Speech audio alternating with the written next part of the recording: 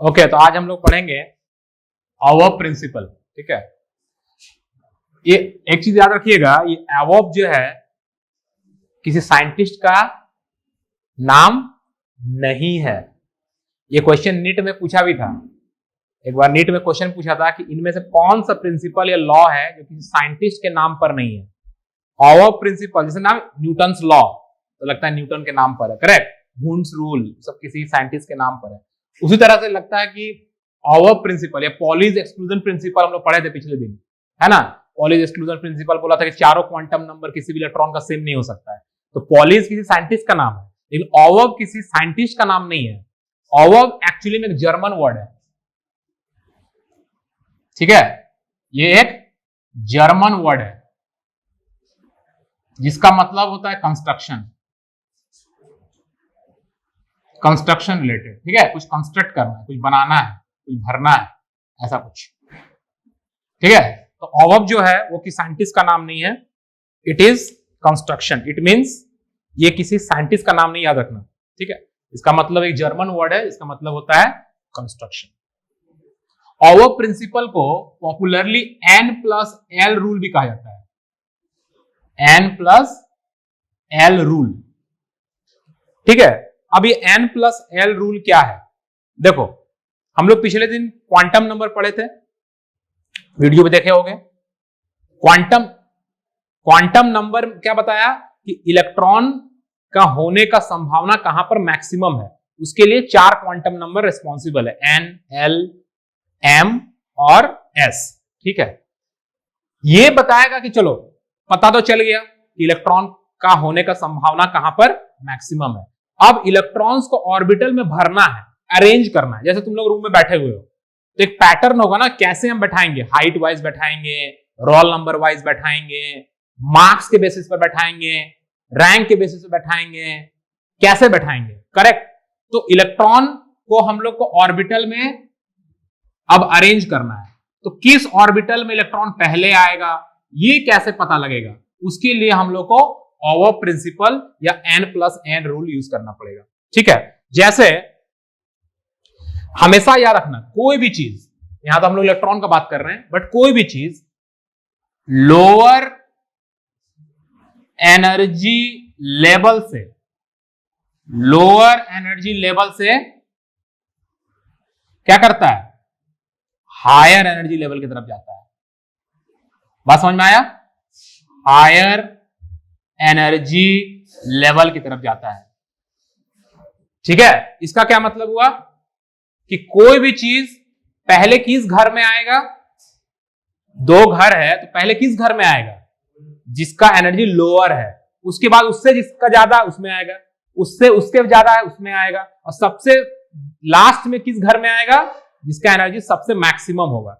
पहले lower energy से higher energy की तरफ जाता है। ठीक है, तो ये N+L रूल जो है ना, वो N मतलब एनर्जी, तुम समझ सकते हो, is directly proportional to N+L। मतलब क्या हुआ, जिसका N+L ज्यादा आएगा उसका एनर्जी भी ज्यादा है, जिसका N+L कम आएगा उसका एनर्जी भी कम है। तो जिसका N+L कम आएगा उसका एनर्जी कम, मतलब इलेक्ट्रॉन पहले वहां भरेगा, उसके बाद जिसका N+L ज्यादा आएगा उसमें भरेगा। इस तरह से इलेक्ट्रॉन अपना भरने का काम चालू करेगा। ठीक है, जैसे एक तो सिंपल सा एग्जांपल बताओ, मेरे पास है 2s और 3p, मान लेते हैं 2 ऑर्बिटल है। ठीक है, इसका N+L क्या होगा और इसका N+L क्या होगा। इसका N+N कितना है, इसका 2। अब L कितना है, तो पिछले क्लास में हम लोग पढ़े थे, S के लिए L का वैल्यू 0 होता है, S के लिए L का वैल्यू, तो 2 + 0, इसका N+L कितना आ गया, 2 आ गया। इसका N+L कितना आएगा, 3n, और L कितना आएगा, P के लिए L होता है 1, तो ये हो गया 4। अगर तुमसे पूछेगा कोई कि इलेक्ट्रॉन पहले किस घर में भरेगा, किस ऑर्बिटल में भरेगा, पहले इलेक्ट्रॉन 2s में भरेगा, क्योंकि उसका N+L आ रहा है 2, और 3p में उसके बाद में भरेगा, क्योंकि 3p का N+L आ रहा है 4। जिसका n प्लस एल कम आएगा उसका एनर्जी कम, उसमें इलेक्ट्रॉन पहले भरेगा। करेक्ट, ये बात समझ में आ गया। और जिसका n प्लस एल ज्यादा आएगा उसका एनर्जी ज्यादा, तो इलेक्ट्रॉन उसके बाद उसमें भरेगा। ठीक है, तो ऑवर प्रिंसिपल क्या कहता है? ऑवर प्रिंसिपल मोटा मोटी कहता है कि electrons start filling from orbital having lower energy to orbital having higher energy. Lower energy से हायर एनर्जी ऑर्बिटल की तरफ इलेक्ट्रॉन्स फील करना शुरू करता है, यही ऑवर प्रिंसिपल कहता है। ठीक है, ओके। अब हमको बताओ तुम लोग, जैसे हम लोग एक ऑर्बिटल का सीरीज लिखते हैं और उसका n प्लस एल निकालने का कोशिश करते हैं। ठीक है, ठीक है, n प्लस एल लिखने की कोशिश करते हैं। देखो 1s 2s 2p 3s 3p 3d 4s 4p 4d 5s। मान लो ऐसा, इतना तक हम लोग एग्जांपल लेते हैं। ठीक है, यहां तक एग्जांपल लिए। अब सबका n प्लस एल निकालो एक बार, सबका n प्लस एल निकालो। इसका n प्लस एल कितना आएगा? n कितना है इसका? 1 और l है 0, तो इसका n प्लस एल आ जाएगा 1। n कितना है? 2। s है तो l 0 होगा, तो इसका आ जाएगा 2। इसका 2 और p है तो 1 हो जाएगा, इसका n प्लस एल हो जाएगा 3। आ रहा समझ में?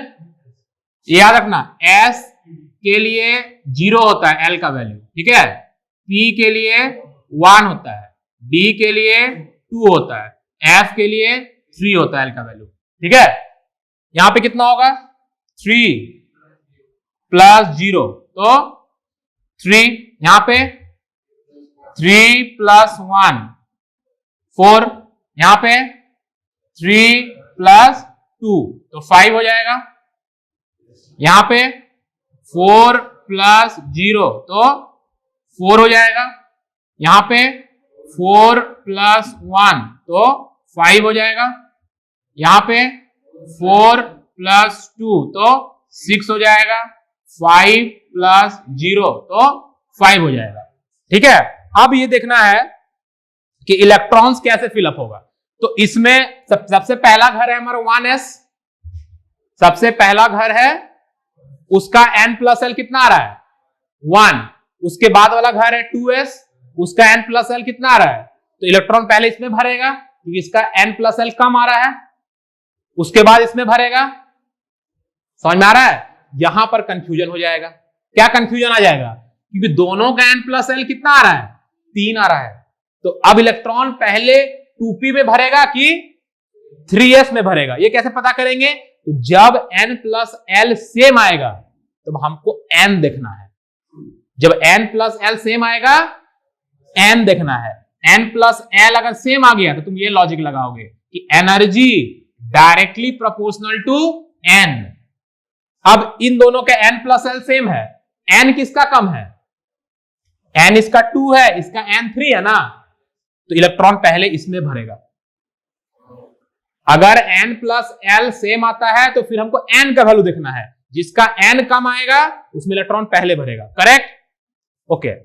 फिर इसमें भरा 2p में, फिर 3s में, फिर 3p में, फिर यहां कंफ्यूजन है 3p में और 4s, दोनों का 4 आ रहा है ना। फिर 3p मतलब इसका n 3 है और 4s इसका n 4 है, तो इलेक्ट्रॉन किस में भरेगा? 3p में पहले भरेगा। ठीक है, उसके बाद 4s में भरेगा। 3d का भी 5 आ रहा है और 4p का भी 5 आ रहा है, किसमें पहले भरेगा? पहले 3d में भरेगा क्योंकि इसका n 3 है, उसके बाद 4s में भरेगा। यहां भी 5 आ रहा था, उसमें इसमें भरेगा, और लास्ट में किसमें भरेगा? 4d में लास्ट में आएगा। जबकि 5s तो लग रहा है 5 बाद में आ रहा है 4 से, लेकिन n प्लस एल इसका 5 आ रहा है और इसका n प्लस एल 6 है, इलेक्ट्रॉन पहले इसमें भरेगा उसके बाद इसमें भरेगा। करेक्ट, तो इस तरह से इलेक्ट्रॉन्स भरता है। मतलब अगर हम लोग सीरीज बनाए तो ऐसे बना सकते हैं, 1s में पहले भरेगा, फिर 2s, फिर 2p, फिर 3s, फिर 3s के बाद 3p, नहीं 3p के बाद 3p के बाद 4s हो जाएगा। क्या जी? 3p का 4s होगा ना, 3p का 4 था, 4s का भी 4 है। उसके बाद 3d, फिर 4p, हाँ फिर 5s, फिर 4d। इस तरह से इलेक्ट्रॉन का फीलिंग होगा। समझ में आया? कोई दिक्कत नहीं है। तुम बुक में या कहीं देखोगे इस तरह का एक बना हुआ रहता है। अब देखो वो कैसे बनाते हैं उसको हम तुमको बता दे रहे हैं। देखो 1s लिखे ना यहां पे, इसके नीचे लिखो 2s 2p, ठीक। उसके नीचे लिखो 3s 3p 3d, इसमें 3 होगा ना। उसके नीचे लिखो 4s 4p 4d 4f, इसमें 4 होता है, ठीक है। इस तरह से लिखते जाएंगे। तो देखो ऐसे होगा, पहले इलेक्ट्रॉन भरेगा 1s में, फिर वापस चल जाएगा, वापस जाके फिर भरेगा 2s में, ठीक है 2s में। उसके बाद फिर वापस जाएगा, फिर ऐसे भरेगा 2p, फिर 3s, फिर वापस जाएगा, फिर ऐसे भरेगा 3p, फिर 4s, फिर वापस जाएगा, ऐसे भरेगा। समझ में आ रहा है? फिर वापस जाएगा, ऐसे भरेगा, ठीक है। तो इस तरह से इलेक्ट्रॉन का फीलिंग होता है। पहले किस में भरा? 1s में, फिर 2s में, फिर वापस गया 2p में, फिर 3s में, फिर वापस गया, फिर 5s, फिर इलेक्ट्रॉन वापस गया, फिर वापस गया 4d। इस तरह से इलेक्ट्रॉन भर रहा है, ठीक है। तुम इस लॉजिक से समझ रखो या ऐसे बना कर भी समझ सकते हो, लेकिन मोटा मोटा जो हिसाब है वो हिसाब क्या है, जिसका n+l कम आएगा उसमें इलेक्ट्रॉन पहले भरेगा, उसके बाद n+l जिसमें आएगा उसमें इलेक्ट्रॉन भरेगा। अगर दो ऑर्बिटल का n+l सेम आ जाता है तो फिर क्या करेंगे?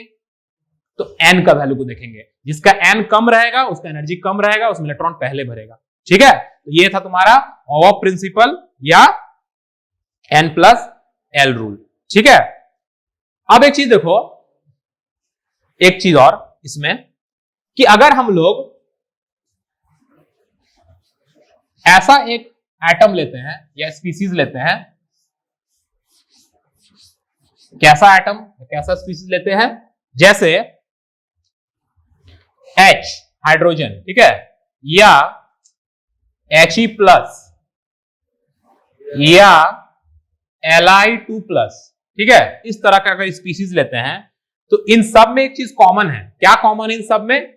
इन सब में सिंगल इलेक्ट्रॉन है, इन सब में सिंगल इलेक्ट्रॉन है। ये समझ में आया? सिंगल इलेक्ट्रॉन समझ में आ रहा है? तो हाइड्रोजन के पास एक इलेक्ट्रॉन है, हीलियम के पास 2 इलेक्ट्रॉन था, एक निकल गया तभी तो He+ हुआ, एक ही इलेक्ट्रॉन बचा। लिथियम के पास 3 इलेक्ट्रॉन था, 2 निकल गया तभी Li2+ हुआ, एक ही इलेक्ट्रॉन बचा। तो अगर सिंगल, ये सब सिंगल इलेक्ट्रॉन स्पीसीज है, ठीक है। अब इसमें क्या है ना, इसमें तुमको L को देखना ही नहीं है। अगर सिंगल इलेक्ट्रॉन स्पीसीज है उसमें तुमको L को देखना ही नहीं है, सब कुछ N के बिना पर ही होगा, ठीक है, सब कुछ N के बिना पर होगा। जैसे अगर 1s है 2s है और 2p है, अगर तुमसे पूछेगा इस तरह का स्पीसीज दे दिया, ये सबको वोर एटम बोलते हैं क्योंकि सबके पास एक ही इलेक्ट्रॉन है। तो अगर तुमसे पूछेगा इसमें बताइए इलेक्ट्रॉन कैसे फिलअप होगा, तो इलेक्ट्रॉन पहले किसमें भरेगा? 1s में, क्योंकि इसका n 1 है, L को देखना ही नहीं है इसमें। उसके बाद इलेक्ट्रॉन किसमें भरेगा? तो इन दोनों का एनर्जी लेवल सेम हो जाएगा, दोनों का एनर्जी लेवल। क्यों? क्योंकि यहां पर दोनों का n क्या है? सेम है। तो एक चीज और देखो, कितना इलेक्ट्रॉन इन लोगों के पास? अरे भाई एक इलेक्ट्रॉन है तो 1s1 भर गया, समझ में आया? इसके पास पहले कितना इलेक्ट्रॉन था? पहले 2 था ना, 1s1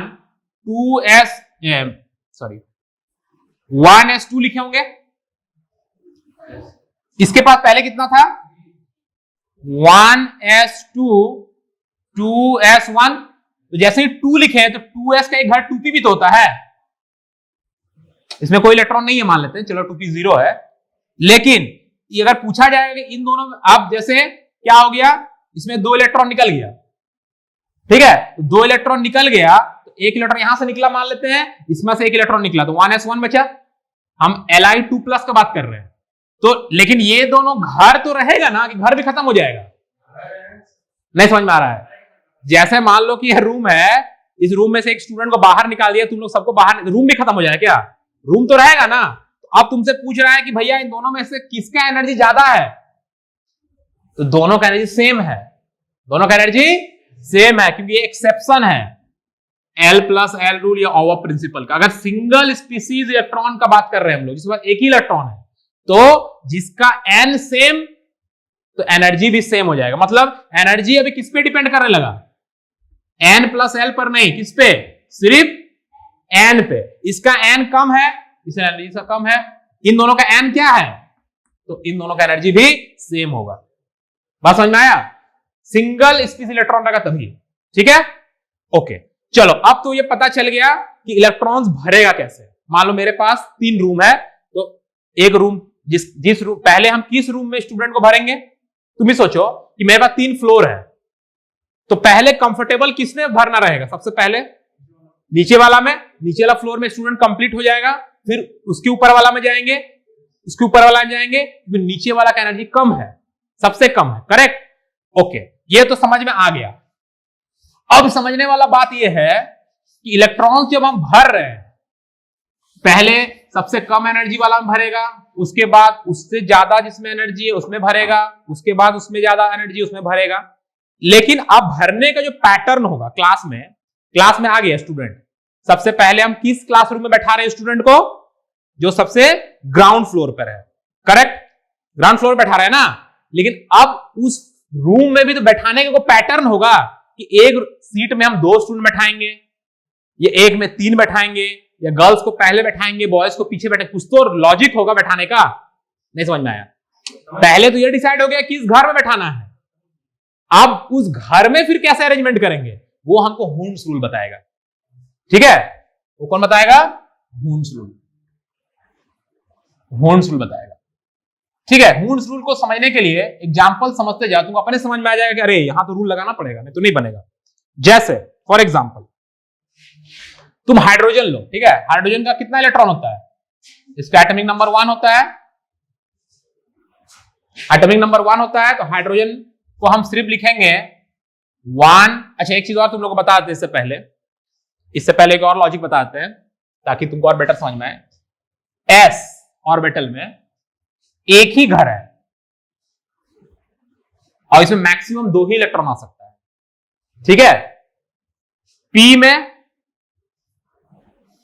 हमारा 3 घर है, कितना इलेक्ट्रॉन आ सकता है, 6, एक घर में 2 इलेक्ट्रॉन आ सकता है। डी में हमारा 5 घर है, कितना इलेक्ट्रॉन आ सकता है टोटल,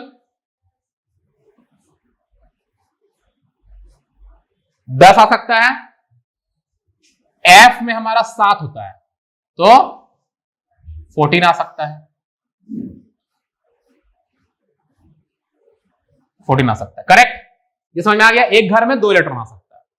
अब जैसे हम हाइड्रोजन का ही बात कर रहे हैं, ठीक है, हाइड्रोजन का एटॉमिक नंबर कितना है, 1 है, तो हाइड्रोजन का एटॉमिक नंबर 1 है, तो इसमें क्या करना है, 1s1 हो गया, एक ही इलेक्ट्रॉन है तो 1s1,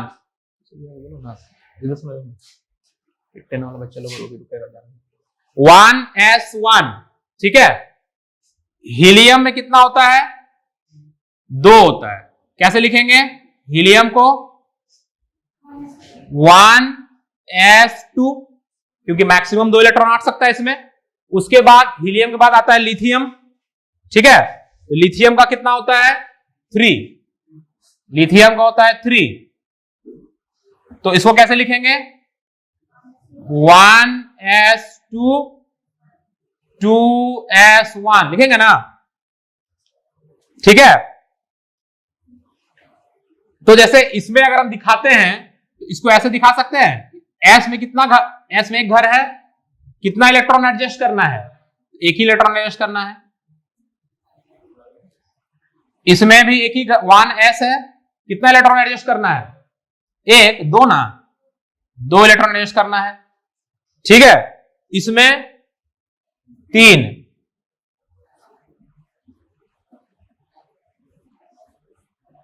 हो गया, ठीक है। इसी तरह से अगर हम लोग चल रहे हैं तो सोचो कि अगर हम आते हैं बोरोन के पास, बोरोन का होता है 5, कैसे होगा,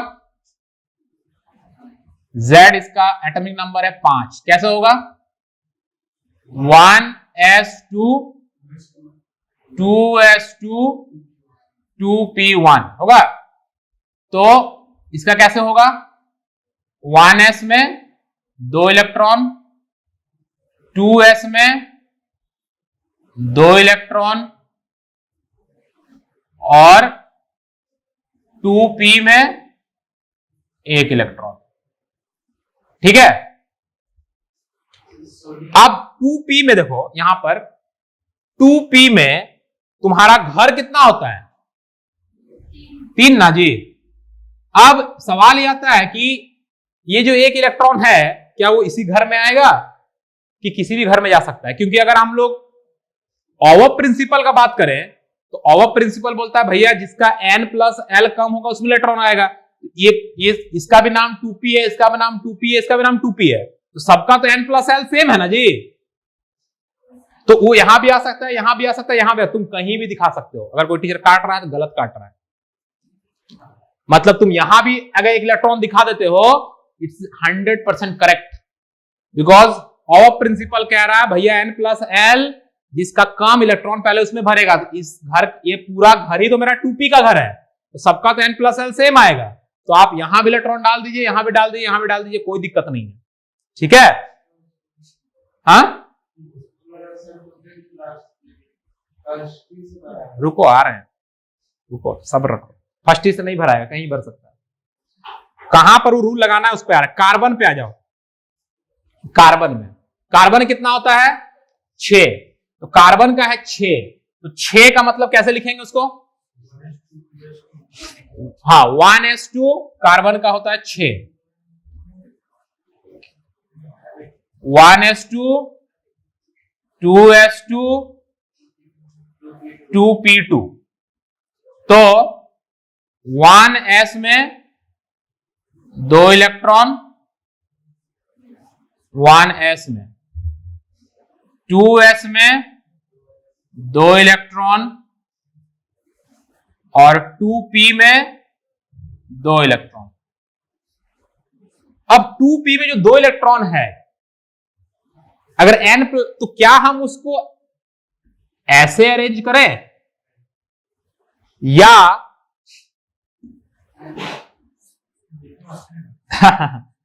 इसको ऐसे अरेंज करें, कैसे करें ये अब समझना होगा। यहां पर हून्स रूल आ जाता है, कौन सा करेक्ट है ये समझना होगा, ठीक है। हम इसको ऐसे अरेंज करें या ऐसे अरेंज करें, ठीक है। यहां पर आ जाता है कौन सा रूल, हून्स रूल। इससे पहले तो काम ही नहीं था, उससे पहले हम n+l से ही सब कर दे रहे थे। यहां पर हमको मन में थोड़ा सा खटका, उसके मन में यहां भी खटका था, बट यहां पर भी कोई खटकने की जरूरत नहीं है, क्योंकि ऑवर प्रिंसिपल कह रहा है कि आप n+l को देखिए। कहां पे, तुम इसी में समझाने की कोशिश करो ना पहले, कैसे समझा, अभी कौन सा सही बताओ, कैसे ना, कौन रूल बताया ऐसा, नहीं नहीं, देखो आ रहे उस पर, यहीं पर तुम कह रहे हैं कि यहीं पर आता है तुम्हारा हून्स रूल, यहीं पर तुम्हारा आता है हून्स रूल कि हम लोग ऐसे पेयरिंग करें, ऐसे ऐसे इलेक्ट्रॉन को भरे कि ऐसे इलेक्ट्रॉन को भरे, ठीक है।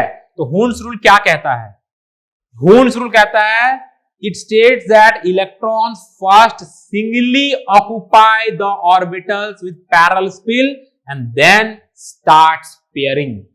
मतलब पहले हर बेंच में एक एक बच्चा को बैठा दीजिए, उसके बाद जरूरत पड़ा तो पेयरिंग कीजिए। इसका मतलब हून्स रूल के हिसाब से ये सही है।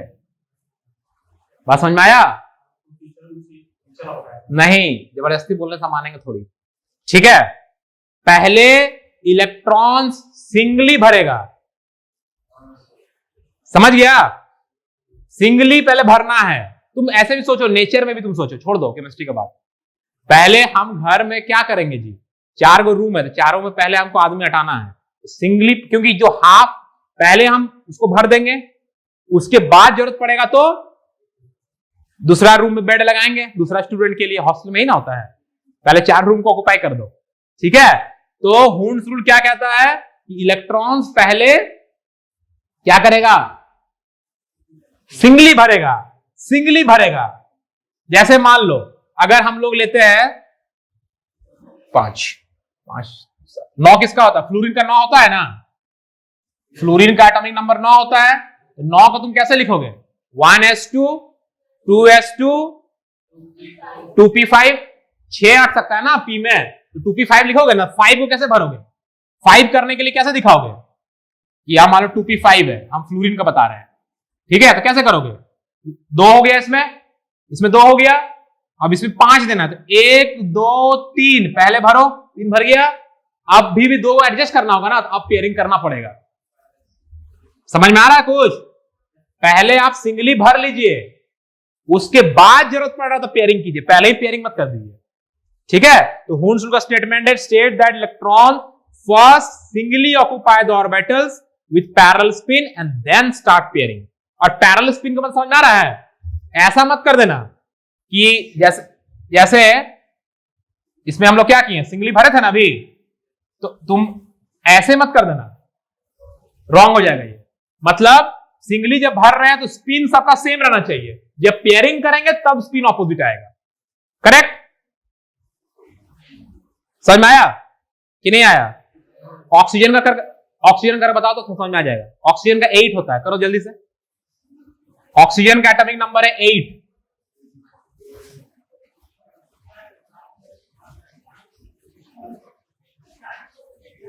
ऑक्सीजन का एटॉमिक नंबर है 8। हाउ, हम लोग ऑक्सीजन कैसे करेंगे, oxygen atomic number 8, 1s2 2s2 2p4 होगा, है ना? तो कैसे करोगे, 1s 2 electron, 2s 2 electron, 2p पहले सिंगल, 1 2 3 4, यही होगा ना? ये हो जाएगा, इस तरह से होगा। समझ में आया कि नहीं समझ में आया? आ गया। कहां, हमको कितना एटॉमिक नंबर है इसका, मतलब इसके पास 8 इलेक्ट्रॉन है, तो 2 2 4 4 8 तो हो गया, फिर आगे क्यों बढ़ेंगे हम?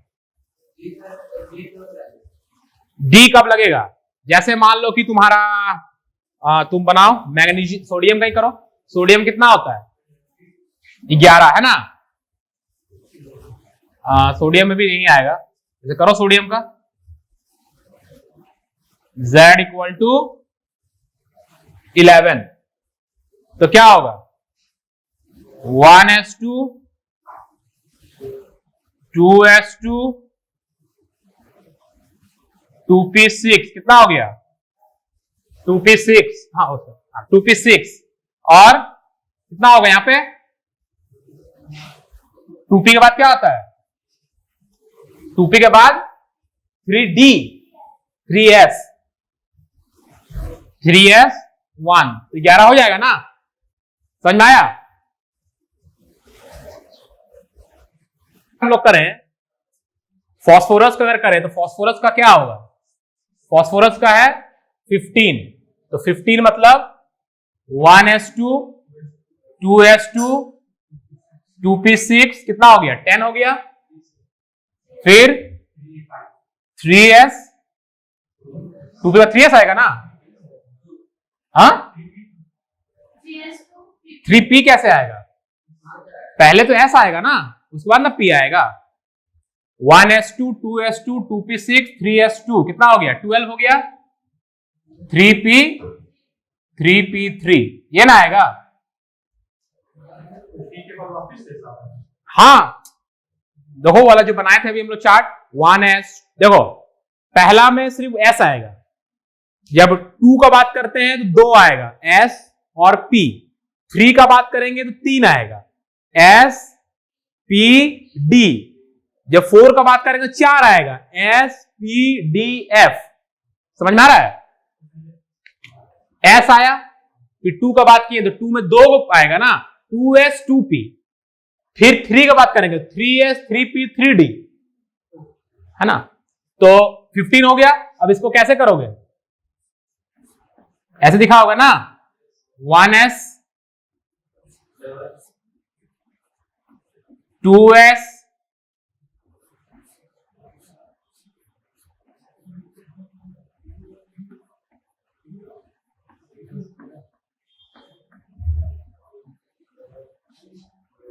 ठीक है 2p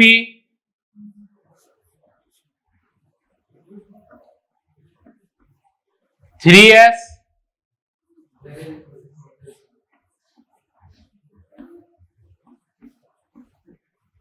3p, ऐसे ही होगा ना, ठीक है ओके। तो देखो जब हम लोग ये कर रहे थे इलेक्ट्रॉनिक कॉन्फ़िगरेशन करते हैं तो यहां पर भी दो ठो बड़ा एक्सेप्शन है, क्वेश्चन आता ही है, जैसे क्रोमियम का करके देखो 24 होता है उसका एटॉमिक नंबर, क्रोमियम का तुमको जो समझ में आ रहा है पहले उसके हिसाब से हम लोग करते हैं, फिर देखते हैं यार क्या एक्सेप्शन आ रहा है। हाँ क्रोमियम 24 है, क्रोमियम एटॉमिक नंबर इज 24,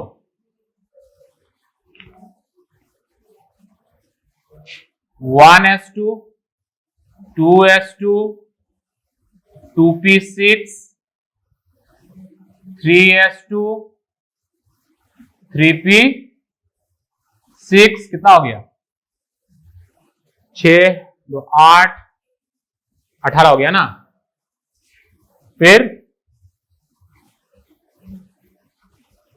अब एनर्जी वाला लेवल भी एक बार देख लेना, 3p के बाद क्या आता है, 3p के बाद 4s आता है, देखो उसको भी देखना पड़ेगा ना, जब भरता है तो देखो जो हम ऐसे ग्रेटर देन साइन वाला बनाए थे या जो एरो वाला बनाए थे उसमें 3p के बाद 4s आता है ना, तो 4s होगा, 4s 2 कितना हो गया 20, और उसके बाद 4s के बाद क्या आता है, 4s के बाद 3d आएगा ना, 3d, फिर वही कहानी, पहले तुमको घर सिलेक्ट करना है फिर घर में अरेंजमेंट करना है, जब घर सिलेक्ट करेंगे तो ऑफ प्रिंसिपल, और घर में अरेंजमेंट करेंगे तो हुंस रूल, है ना, तो जब घर सिलेक्ट कर रहे हैं तो देखना है किसका एनर्जी कम होता है, तो एनर्जी 3p के बाद कम किसका था 4s का था, जो हम लोग चार्ट बनाया पहले अकॉर्डिंग टू एवो प्रिंसिपल, और 4s के बाद किसका आ रहा था 3d का आ रहा था, तो 3d कितना होगा 4 हो गया 24, ठीक है। लेकिन यहां पर एक चीज देखो,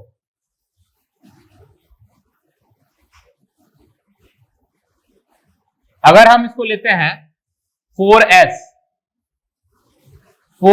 में ऐसे होगा,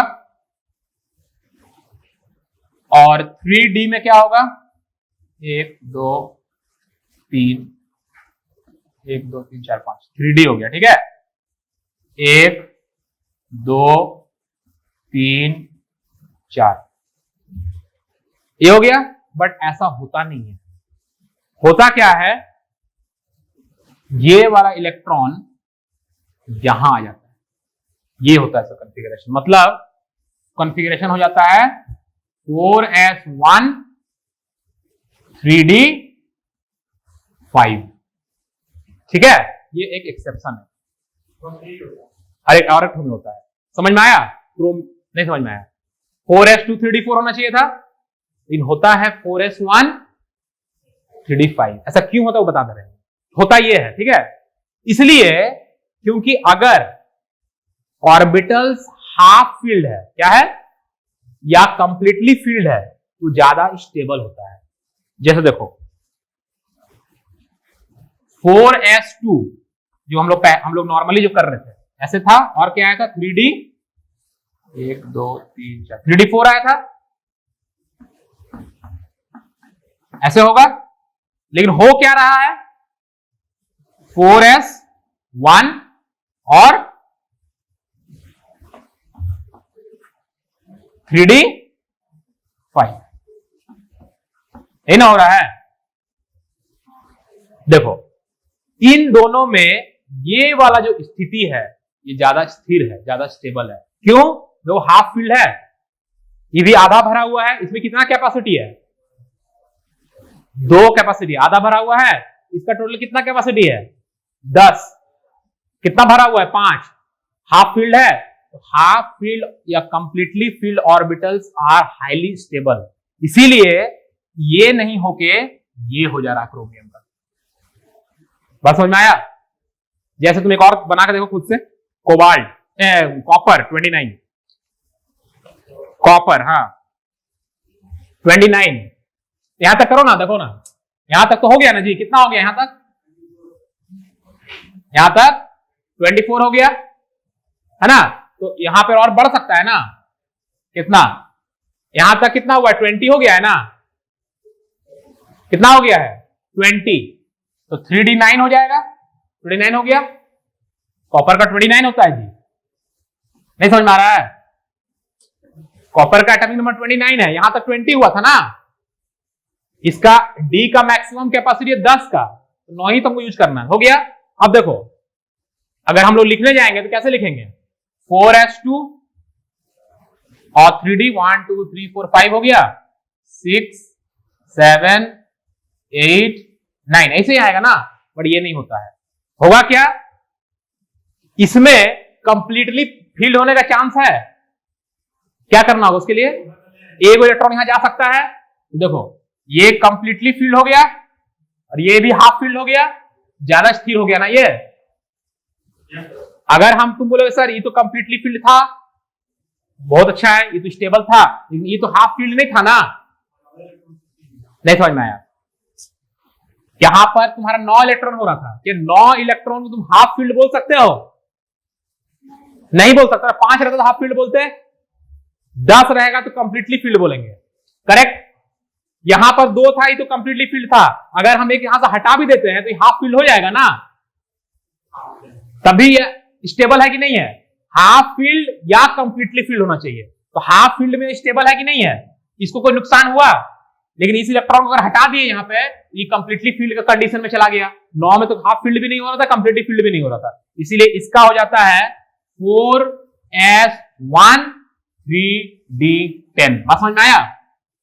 होना चाहिए था 4s2 3d9, हो जाता है 4s1 3d10। क्लियर? तो 2 एक्सेप्शन याद रखना है, कौन कौन, क्रोमियम, हाँ लिख लो, एक्सेप्शन, एक्सेप्शन है कॉन्फ़िगरेशन जब हम लोग लिखेंगे ये याद रखना है, कौन कौन एक्सेप्शन है, क्रोमियम 24 एटॉमिक नंबर और कॉपर 29, ये दोनों एक्सेप्शन है। हाँ नहीं सॉरी, कॉपर 29, ठीक है, ये दोनों एक्सेप्शन है। क्या एक्सेप्शन समझ में आया? एक्सेप्शन ये है कि नॉर्मली कॉन्फ़िगरेशन लिख देंगे हम लोग, लेकिन अगर उसमें एक एक्सेप्शन आ रहा है कि कंप्लीटली फील्ड या हाफ फील्ड का अगर ऑप्शन बनता है तो एटम में इलेक्ट्रॉन ऐसे एडजस्ट कर लेगा, या तो कंप्लीटली फील्ड दिखाई दे या हाफ फील्ड दिखाई दे, उसको पाने का कोशिश करता है, बिकॉज हाफ फील्ड या कंप्लीटली फील्ड ऑर्बिटल जो होता है वो ज्यादा स्टेबल होता है। समझ में आया? तो ये है मोटा मोटी कहानी, ठीक है, समझ में आ गया? तो तुम्हारे बुक में जो भी इलेक्ट्रॉनिक कॉन्फ़िगरेशंस को लिखना, फिर एनर्जी वाला भी क्वेश्चन होगा कि इसमें इलेक्ट्रॉन पहले भरेगा उसको बनाना, नहीं बनेगा तो पूछना फिर, ठीक है। चलो तो ये हो गया तुम्हारा ऑफ प्रिंसिपल, वुन्स रूल, ठीक है।